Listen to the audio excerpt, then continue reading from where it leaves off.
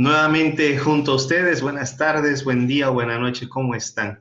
Un gusto poder compartir nuevamente con ustedes este nuevo tema que nos va a ayudar mucho en el desarrollo de nuestras actividades. Nuevamente compartimos pantalla, como ya es costumbre, y comenzamos a presentar las diapositivas.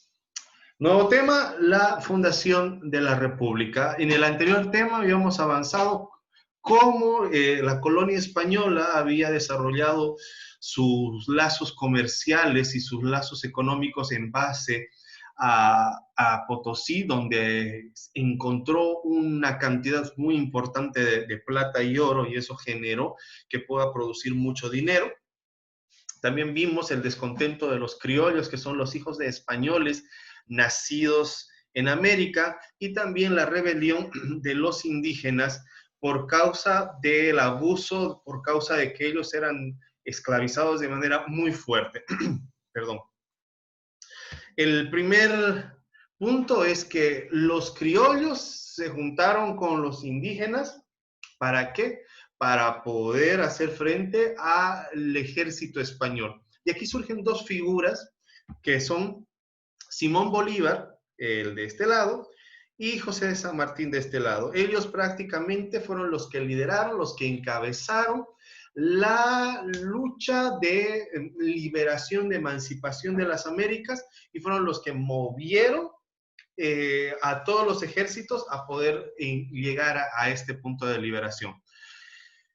José de San Martín se encargó del sur y Simón Bolívar se encargó del norte, ¿sí? Ahora, hay un punto de inflexión muy importante, y es que San Martín cruza los Andes por Mendoza, llega hasta Maipú y de ahí hasta Valparaíso, y desde Valparaíso comienza a moverse hacia el norte y llega a Lima, y Simón Bolívar desde Caracas comienza un movimiento hasta Lima. Los ejércitos no es que fueron solos, no es que fueron a pasear ni de turismo para ver qué tal eran las playas de Lima o qué tal estaba el Miraflores en Lima, sino que fueron a tratar de terminar con este remanente de españoles. Aquí, todo esto era lo que sobraba del ejército español. Vale decir que en toda esta zona habían españoles, ¿sí? Todavía esperando poder recuperar todo lo que ya habían perdido con estos dos comandantes, con estos dos líderes de la liberación americana. Vamos a poner esto entre comillas porque luego les voy a explicar el porqué, las próximas clases. Entonces, llegan, hay una reunión que los historiadores hasta ahora se están rompiendo la cabeza tratando de saber qué hablaron estos dos señores, porque no hay registro histórico que diga qué hablaron. Lo que sí se sabe es que una vez terminó esta charla, San Martín retorna a Chile. Vuelve a Chile, le dice, bueno, no cheque, y vuelve con todo su ejército hasta Chile. ¿Y quién se encarga de pelear con los españoles? Es Simón Bolívar. Estrategia, lucha de poderes, no entendemos, no se sabe, los historiadores no han llegado a entender qué es lo que sucede, pero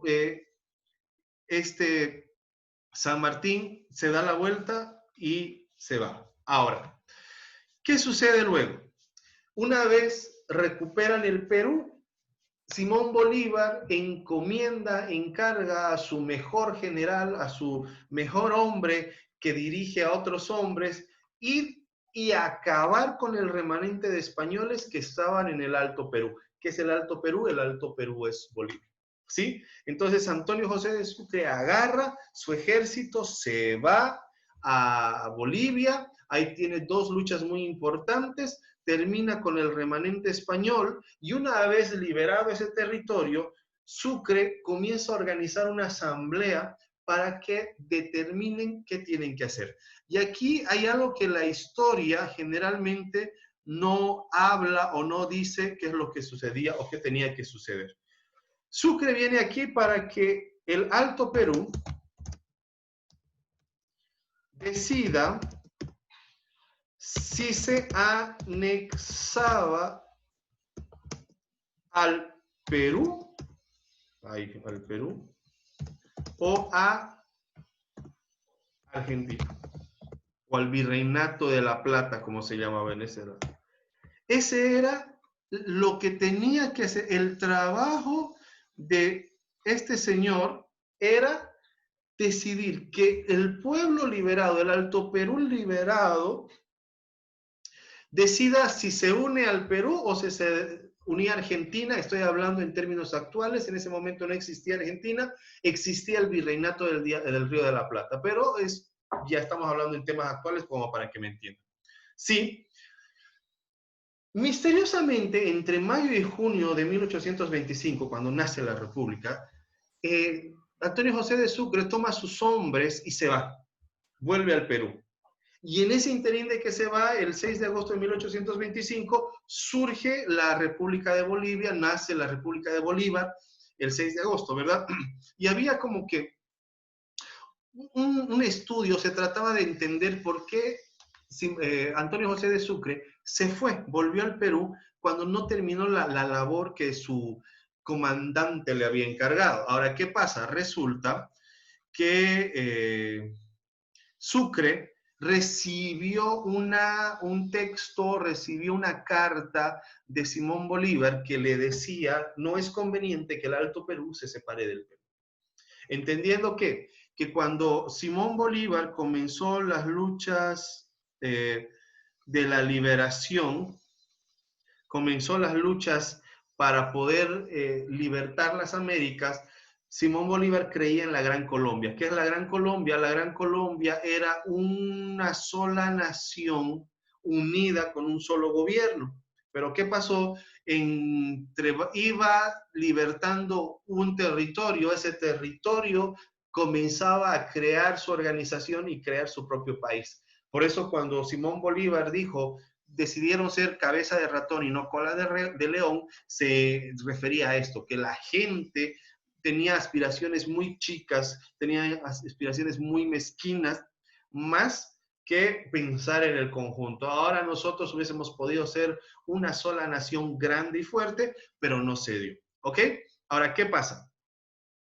En ese tiempo, cuando Sucre recibe la correspondencia y lee, no es conveniente que el Perú se separe del Alto Perú o que el Alto Perú se separe del Perú, fue como pensar y decir, yo tengo que obligar a esta gente a elegir por el Perú. Entonces, en un golpe de conciencia, se va al Perú y deja que la Asamblea Nacional, que se reunió acá, que todavía está casi intacto, entonces en Sucre, es la Casa de la Libertad, la gente decida por si se anexaba al Perú o se anexaba al virreinato del Río de la Plata, pero ellos ya antes habían tenido una idea que era la independencia. Entonces, en este lugar se firma la independencia, no, nace la República de Bolívar, fundada el 6 de agosto de 1825, ya viene el cumpleaños de Bolivia. Y ¿quién es el primer presidente? El primer presidente es Simón Bolívar, que gobierna aproximadamente un año y un poquito más, y luego deja el poder en manos del segundo, que yo creo que en realidad es el padre de Bolivia, Antonio José de Sucre. Chicos, espero que les haya gustado la lección. Nos vemos la próxima semana para poder avanzar un poco más. Un fuerte abrazo.